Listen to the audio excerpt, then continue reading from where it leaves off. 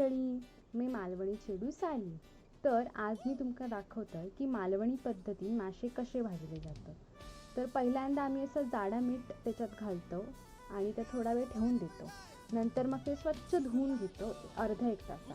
त्याच्यानंतर त्याच्यात थोडंसं आगूळ टाकायचं आपल्या आवडीनुसार आणि लाल मिरचीचं वाटण्यासाठी कांदो, नंतर लसूण, आला, तिरफळा, धने हे सगळे भिजत ठेवायचं थोडा वेळ आणि त्याच्यानंतर मग त्या मिक्सरमध्ये वाटून घ्यायचा आणि त्याची लाल पेस्ट बनवून घ्यायची. त्याच्यानंतर मग जे आपले मासे होते ज्यांका आगोळ वगैरे लावून ठेवले ते घ्यायचे आणि ते त्याच्यात ही लाल पेस्ट आपण जी बनवलो ती घालायची आणि व्यवस्थित मिक्स करायचा.